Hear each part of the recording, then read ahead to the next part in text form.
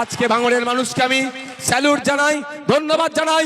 ভাঙড়ের মানুষ যে আশার বীজ বপন করেছে, যে রাস্তা দেখিয়েছে, এক বিধায়ক 293টা বিধায়ককে হিলিয়ে দিতে পারে, অন্য অন্য বিধানসভার মানুষেরাও সেই সাহস পাচ্ছে যে নওশাদ সিদ্দিকীর সাথে 2026 সালে শুধু নওশাদ সিদ্দিকী একা যাবে না, ক্যানিং পূর্ব থেকে যাবে, ক্যানিং পশ্চিম থেকে যাবে, কুলপি থেকে যাবে, রায়দিঘি থেকে যাবে, বাসন্তী থেকে যাবে, মিনাখা থেকে যাবে, এমন করে রাজ্যের বিভিন্ন প্রান্ত থেকে বিধায়ককে জিতিয়ে নওশাদ সিদ্দিকীর দ্বিতীয় তৈরি করে আইনসভার মধ্যে পাঠাতে হবে। নওশাদ সিদ্দিকী এবং তারা মিলে এই লড়াই করে মানুষের অধিকারকে সুনিশ্চিত করবে, ধর্মীয় বিভাজনকে বন্ধ করবে। তাই আপনারা যে রাস্তা দেখিয়েছেন সেই রাস্তার দিকে আজকে অন্য অন্য বিধানসভার মানুষেরা চলছে। তাই ভাঙড়ের মানুষকে বলবো, আমাদের কাছে একটা বড় সুযোগ এসেছে রাজ্যের মানুষকে প্রমাণ দেওয়া যে ভাঙড় পথ দেখায়। কেমন পথ? মমতা ব্যানার্জি যাকে নিজে বলছে তুই বোমবাদিস, তাকে ভাঙড়ের পার্ট বিধায়ক বানিয়ে, তাকে তৃণমূলের প্রার্থী বানিয়েছে, যাকে national human rights commission notorious criminal বলছে, কুখ্যাত দুষ্কৃতী বলছে, তাকে মমতা ব্যানার্জি ধরে ভাঙড়ের মানুষের মাথার উপরে বসাতে চাইছে। এখন ভাঙড়ের মানুষ আগামী 29 এপ্রিল এর জবাবটা দেবে, এর উত্তর দেবে, মমতা ব্যানার্জিকে দেবে, রাজ্যের মানুষের কাছে বার্তা দেবে। ভাঙড়ের পবিত্র ভূমিতে কোনো বোম বাঁধা লোকের ঠাঁই হবে না, ভাঙড়ের পবিত্র ভূমিতে কোনো নটোরিয়াস ক্রিমিনালের ঠাঁই হবে না। এটা হবে তো নাকি ভাই? এই যারা উত্তর দেবেন, মায়েরা উত্তর দিতে হবে তো নাকি? আমি আপনাদের বলবো, ভাঙড়ে যদি চিরতরের জন্য বোমগুলি, পিস্তল, মারামারি, হানাহানি বন্ধ করতে চান, আপনাদের কাছে একটা বড় সুযোগ এসেছে 2026। কারণ 2021 সালে আপনারা অর্ধেকটা ভাঙড় থেকে এই হিংসা, মারামারি, বিদ্বেষকে নষ্ট হয়েছে। আর অল্প কিছু আছে এদের রাজনৈতিক ভাবে, এদেরকে আমরা হারাতে পারলে কটা বাজে ধন্যবাদ। ভাঙড়ের মানুষ 2021 সালে সুরতের বিপক্ষে গিয়ে যে আমাকে ভোট দিয়ে দৃষ্টান্ত তৈরি করেছে, ভাঙড়ের মানুষকে কোনোভাবে আমি আশাহত করব না। তাই একদিকে আমাকে মিনিস্ট্রির অফার, উল্টো দিকে আমার নামে 17টা মামলা দিয়ে আমাকে ভয় দেখানো হয়েছে। কিন্তু ভাঙড়ের মানুষের জন্য আমি না লোভের কাছে আত্মসমর্পণ করেছি, না ভয়ের কাছে মাথা নত করেছি। আপনাদের ভালোবাসা আমি বারবার পরাজিত হয়েছি। তাই বন্ধুগণ, আপনাদেরকে নিয়ে আমরা ভাঙড়ের মানুষকে নিয়ে রাজ্য স্তরে একটা দৃষ্টান্ত তৈরি করেছি। এখন রাজ্যের যে কোনো প্রান্তে থেকে কলকাতায় মানুষ আসুক ট্রিটমেন্ট করতে, যদি তাদের রক্তের প্রয়োজন হয়, রক্ত যদি না খুঁজে পায়, রক্তের ব্যবস্থা না করতে পারলে ভাঙড়ের বিধায়ক, ভাঙড়ের আইএসএফ নেতৃত্ব এবং ভাঙড়ের সাধারণ মানুষের সাথে যারা যোগাযোগ করে, যে তারা রক্ত অন্য কেউ জোগাড় করতে না পারলেও ভাঙড়ের লোকেরা তাদের রক্তের ব্যবস্থা করে দেবে। নতুন করে ভাঙড়কে জানতে শুরু করেছে বাংলা। আপনাদের কাছে একটা গোল্ডেন চান্স এসেছে। একদিকে নটোরিয়াস ক্রিমিনালকে দাঁড় করিয়েছে, ওকে হারিয়ে এবারে বুঝিয়ে দিতে হবে বাংলার মানুষকে যে ভাঙড়কে মডেল হিসাবে দেখো।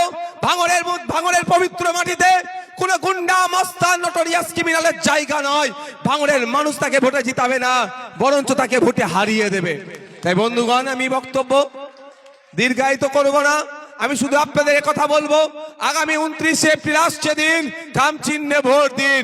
আমরা তো জিতছি, এখানে নিশ্চিত ভাবে জিতছি আমরা, নিশ্চিত ভাবে। কিন্তু মার্জিনটা আমাদের কি করতে হবে? ডবল করতে হবে। তাই আপনাদের বলবো, কোন প্ররোচনায় পা দেওয়ার দরকার নাই, কোন অন্যায়ের কাছে মাথা নত করার দরকার নাই। আমি আপনাদের বলবো, আসুন 29 এপ্রিল সকাল সকাল খাম চিহ্নকে ভোট দিয়ে রাজ্যের বিধানসভায় পাঠান। যেভাবে 5 বছরের ধরে আপনাদের সাথে, আপনাদের পাশে থেকে আপনাদের সাথ দিয়েছি, সুবিধা অসুবিধাতে আপনার পাশে এসে দাঁড়িয়েছি, একইভাবে যদি মনে হয় আগামী 5 বছর আমাদের এই নওশাদ সিদ্দিকী আমাদের পাশে থাকুক, বিপদে আপদে সামনের সারিতে দাঁড়িয়ে বুক চিতিয়ে লড়াই করুক, তাহলে মায়েদেরকে, বাপেদেরকে বলবো, আর অন্য কোনো জায়গায় হাত দেওয়ার দরকার নয়। ইভিএম মেশিনের সামনে গিয়ে আগে দেখবেন খাম চিহ্নটা কোথায় আছে, সেই চিহ্নতে আপনি বুটামটাকে প্রেস করে আমাকে বিপুল ভোটে জয়যুক্ত করুন। এ আশা করতে পারি তো নাকি আপনাদের কাছে? আশা করতে পারি তো? দূরে যারা আছেন একটু হাতটা তুলে রাখুন, দূরে যারা আছেন, মায়েরা আছেন, এ আশা তো করতে পারি নাকি? মায়েদেরকে বলতে পারে 1000-1200 টাকা লক্ষ্মীর ভান্ডার। মায়েদেরকে এতটুকু বলে যাচ্ছি, আমরা যদি ক্ষমতার মসনদে আসতে পারি, লেফট হ্যান্ড আইএসএফ যদি ক্ষমতায় আসতে পারে, তাহলে অলরেডি আপনাদের বলে যাচ্ছি 1000-1200 নয়, কম করে মায়েরা যাতে মাস গেলে 5000-এর ব্যবস্থা হয়, তার ব্যবস্থা আমরা করব। তার পরিবর্তে একটু কাজও নেব। আজকে দেখুন ছেলেদের হাতে, শিক্ষিত বেকার ছেলেদের হাতে কাজ নাই, চাকরি নাই, সেই বেকারত্বের জ্বালায় যন্ত্রণায় ভুগছে। যুবসাথী নামে 1500 টাকার প্রকল্প চালিয়ে মাস দিনে তার হাতে মাত্র 50 টাকা আসছে। আমি আপনাদের বলবো, যারা এখানে উপস্থিত আছেন, আপনার বাড়ির ছেলে মেয়েদের ভবিষ্যতের কথা ভাবুন। 1500 টাকায় আপনারা সীমাবদ্ধ থাকবেন না 15 থেকে 22,000 টাকার কাজ আপনার বাড়ির ছেলেরা পাক, সেটার দিকে যাবেন। যদি মনে হয় 1500 নয়, আমার মাস গেলে কম করে ন্যূনতম 15 থেকে 22,000 টাকার কাজের ব্যবস্থার দরকার, তাহলে বাংলার মসনদে লেফট ফ্রন্ট আর আইএসএফ কে ক্ষমতায় নিয়ে আসুন। ওয়ান ফ্যামিলি ওয়ান জব, প্রতিটা বাড়ি থেকে আমরা একটা চাকরির ব্যবস্থা করব। তাই বন্ধুগণ, আমি বক্তব্য দীর্ঘায়িত করব না, আমি শুধু আপনাদের কথা বলবো, চোখ কান খুলে চলুন। আজকে নকল মালের উপরে লেখা আছে নকল হইতে সাবধান, এই জন্যই আমরা বিভ্রান্ত হয়ে যাচ্ছি।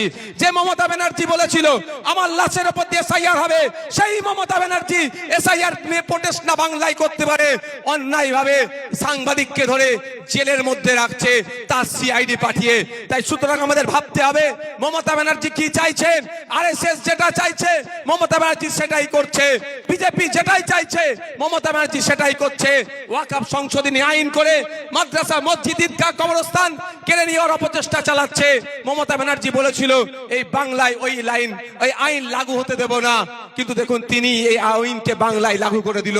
কিন্তু আপনার মসজিদ, মাদ্রাসা, ঈদগাহ, কবরস্থান এখনো যে সুরক্ষিত আছে, এতটুকু মাথায় রাখবেন।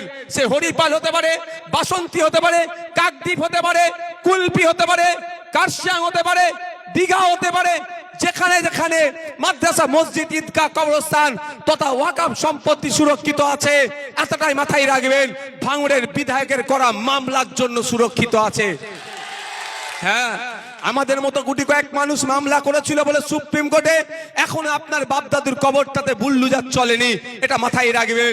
আজ যেই মমতা ব্যানার্জির নিয়ে শাসক দলের নেতারা বড় বড় কথা বলছে, সেই মমতা ব্যানার্জি বিজেপি নিয়ে আসা আইনের বিরুদ্ধে আমরা যখন রাস্তায় নেমেছিলাম, এই ভাঙড়ের মানুষ যখন রাস্তায় নেমেছিল, প্রায় 1003 মানুষের নামে মিথ্যা মামলা দিয়ে, আমার নামেও একাধিক মামলা দিয়ে এই আন্দোলনকে আটকাবার চেষ্টা করছিল। আমরা বিজেপির বিরুদ্ধে নেমেছি, যে বিজেপি মাদ্রাসা, মসজিদ, ঈদগাহ, কবরস্থান তথা ওয়াকফ সম্পত্তি কাটতে চাইছে। কিন্তু মমতা ব্যানার্জির উচিত ছিল আমাদের সাথ দিয়া বিজেপির বিরুদ্ধে আন্দোলনকে আরো বড় করা, কিন্তু তার পরিবর্তে আমরা কি দেখলাম, মমতা ব্যানার্জি আমরা যখন বিজেপির বিরুদ্ধে বলি, মমতা ব্যানার্জির দলের লোকের বুকে ব্যথা করে কেন? তলে তলে এরা এক জায়গায় মিলে আছে। তাই সময় এসেছে ভাঙড় থেকে বিজেপি তৃণমূলকে উৎখাত, যেমন আমরা 2021-এ করেছি, 2026-এ দৃষ্টান্ত তৈরি করব এবং সারা রাজ্য জুড়ে আমরা বিজেপি তৃণমূলকে পরাস্ত করে নতুন সূর্য একটা উদয় হবে। যে সূর্য উদয় হবে, যে সকাল পাবো, নারী পুরুষের কোনো বৈষম্য থাকবে না, আমরা ওরা কোনো ভেদাভেদ থাকবে না, ধর্মীয় ভেদাভেদ থাকবে না, বর্ণগত জাতগত ভেদাভেদ থাকবে না। স্কুলে শিক্ষক থাকবে, হসপিটালে ডক্টর থাকবে, মহিলারা তার মাথা উঁচু করে বাঁচবে, পুরুষ তার নাগরিক অধিকার নিয়ে বাঁচবে, ছাত্র যুব তার অধিকার নিয়ে বাঁচবে। মিনিমাম ওয়েজেস কম করে 600 টাকা হবে। আজকের দিনে বলুন আপনারা, ডে লেবার যারা কাজ করেন 300-350 টাকায় ডে লেবারের কাজ হচ্ছে, ওটা আমরা বাড়িয়ে মিনিমাম একদিনের রোজ হিসাবে 600 টাকা আমরা ফিক্সড করব যদি আমরা নতুন সরকারে আসি। তাই আপনাদের বলবো, কারোর প্ররোচনায় পা দেওয়ার দরকার নাই, কারো কথায় উত্তেজিত হওয়ার দরকার নাই। আমি শুধু যেভাবে স্রোতের বিপক্ষে দিয়ে 2021 সালে আপনারা দৃষ্টান্ত তৈরি করেছিলেন, সারা রাজ্যের মানুষকে যখন বিজেপি তৃণমূল মিলে ভয় দেখিয়ে দিয়েছিল, এনআরসি সিএ করে নাকি দেশ থেকে তাড়িয়ে দেবে আর তৃণমূল নাকি তাকে আটকে দেবে, এই গল্পেতে যখন ভয় পাইয়ে দিয়েছিল, একমাত্র ভাঙড়ের বীর পুরুষেরা, ভাঙড়ের বীরাঙ্গনারা, ভাঙড়ের মায়েরা, ভাঙড়ের বাপেরা স্রোতের বিপক্ষে গিয়ে আমাকে জিতিয়ে বিধানসভার মধ্যে পাঠিয়েছিল। আর আজকে দেখুন, দেগঙ্গা বলছে, আমডাঙ্গা বলছে, অশোকনগর বলছে, মধ্যমগ্রাম বলছে, পলাশী বলছে, কুলপি বলছে, সারা রাজ্যের বিভিন্ন জায়গা থেকে আওয়াজ একটাই উঠছে, দ্বিতীয় ভাঙড় তৈরি হবে, দ্বিতীয় ভাঙড় তৈরি হবে।